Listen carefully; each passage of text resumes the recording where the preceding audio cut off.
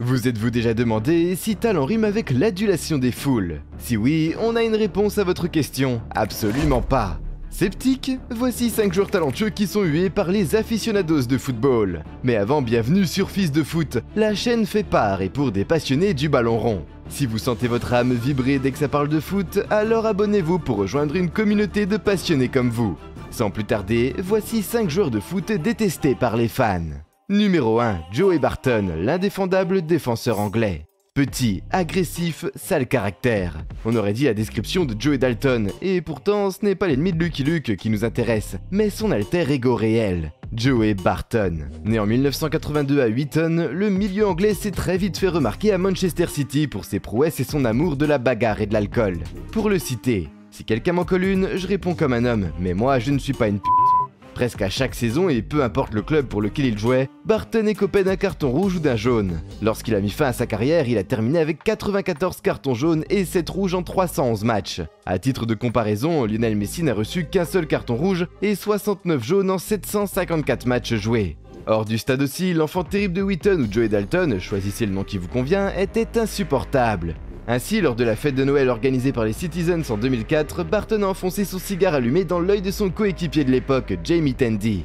Quelques mois plus tard, Barton a agressé un adolescent de 17 ans et a passé 77 jours derrière les barreaux, en plus d'être privé de salaire pendant 4 semaines. Mais tout comme Joey Dalton, la loi ne l'effraie pas le moindre du monde. Preuve en est que quelques mois après sa libération, Barton déclenche une bagarre générale dans un bar thaïlandais durant un stage d'avant-saison.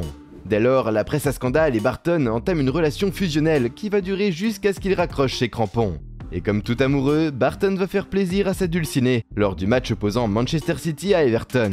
Après que ses coéquipiers marquent un but décisif à la 90e minute, Barton se place en face de la tribune adverse et baisse son short. Les supporters d'Everton sont choqués, la fédération anglaise aussi. Barton écope alors d'une amende de 2000 livres sterling et d'un avertissement. En 2007, les pitreries de Barton finissent par pousser le sélectionneur à l'inscrire sur sa liste des transferts. En cause, le défenseur anglais a agressé un conducteur de taxi et a copieusement tabassé son coéquipier Ousmane Dabo lors d'un entraînement. C'est donc avec une joie mal cachée que Manchester City vend Barton à Newcastle United. Et pendant 4 ans, Barton porta fièrement Newcastle dans la case scandale de la presse britannique. Par exemple, en 2009, Barton s'est amusé à tacler Xavi Alonso avec les 2 pieds, dans une brutalité rare. Il avouera plus tard que c'était par jalousie, car il estimait que c'est lui qui aurait dû signer chez Liverpool en 2004, et non l'Espagnol. Après que l'arbitre l'a expulsé, Barton a assisté à la défaite 3-0 de son équipe, et a blâmé son entraîneur Alan Shearer. A partir de là, les relations entre les deux hommes vont s'envenimer et Barton sera suspendu plusieurs fois. Heureusement pour Shearer, Barton va plier bagage en 2011 pour rejoindre les Queen's Park Rangers. L'idylle ne durera qu'un an, puisqu'en 2012, Barton va asséner des coups violents à 3 de ses anciens coéquipiers de City, Tevez, Kompany et Agüero.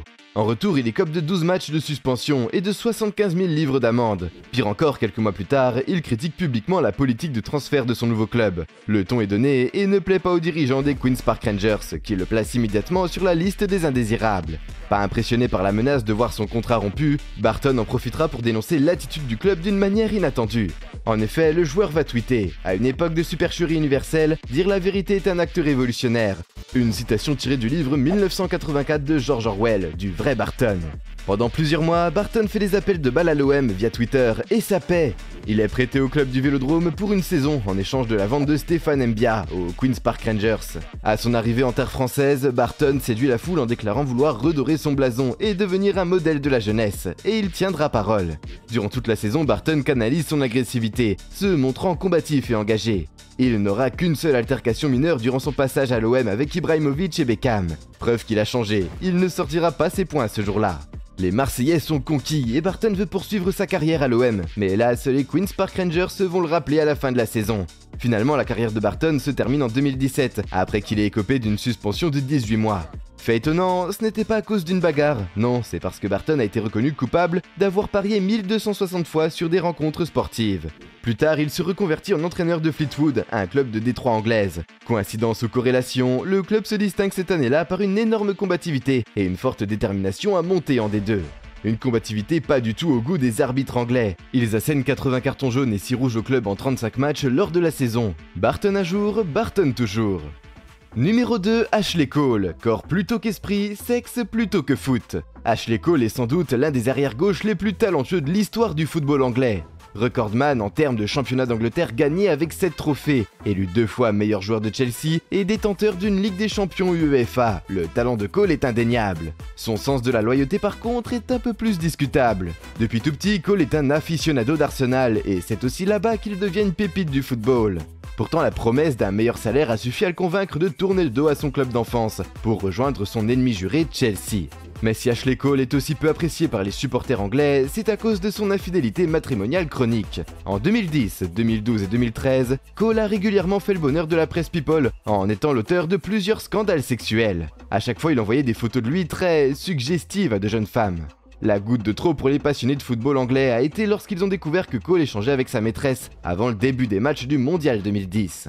De là à faire un parallèle avec l'élimination humiliante de l'équipe de Sa Majesté en 8e de finale, il n'y avait qu'un pas. Numéro 3, Luis Suarez, quand le talent et la mauvaise foi se rencontrent.